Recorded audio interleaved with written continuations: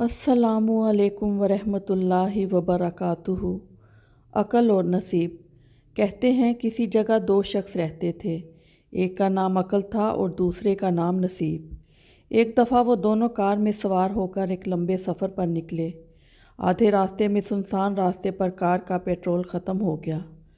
دونوں نے کوشش کی کہ کسی طرح رات گہری ہونے سے پہلے یہاں سے نکل جائیں، مگر اتنا پیدل چلنے سے بہتر یہ جانا کہ ادھر ہی وقت گزار لیں جب تک کوئی مددگار نہیں آ جاتا۔ عقل نے فیصلہ کیا کہ وہ سڑک کے کنارے لگے ہوئے درخت کے نیچے جا کر سوئے گا۔ نصیب نے فیصلہ کیا کہ وہ سڑک کے درمیان میں ہی سو جائے گا۔ عقل نے نصیب سے کہا بھی کہ تو پاگل ہو گیا ہے کیا؟ سڑک کے درمیان میں سونا اپنے آپ کو موت کے منہ میں ڈالنا ہے۔ نصیب نے کہا، نہیں، سڑک کے درمیان میں سونا مفید ہے۔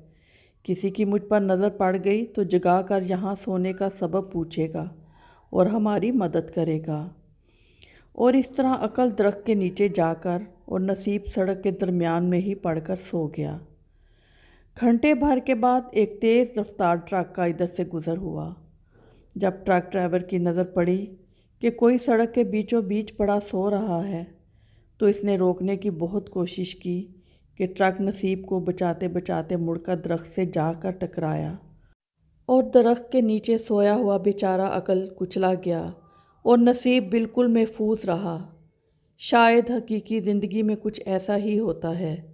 نصیب لوگوں کو کہاں سے کہاں پہنچا دیتا ہے، حالانکہ ان کے کام عقل سے نہیں ہو رہے ہوتے، یہی ان کی تقدیر ہوتی ہے۔ بعض اوقات سفر سے تاخیر کسی اچھائی کا سبب بن جایا کرتی ہے، شادی میں تاخیر کسی برکت کا سبب بن جایا کرتی ہے، اولاد نہیں ہو رہی، اس میں بھی کچھ مصلحت ہوا کرتی ہے، نوکری سے نکال دیا جانا ایک بابرکت کاروبار کی ابتدا بن جایا کرتا ہے۔ ہو سکتا ہے کہ ایک چیز تمہیں ناگوار ہو اور وہی تمہارے لیے بہتر ہو سکتا ہے کہ ایک چیز تمہیں پسند ہو اور وہی تمہارے لیے بری ہو۔ اللہ تعالیٰ فرماتا ہے کہ میں جانتا ہوں تم نہیں جانتے۔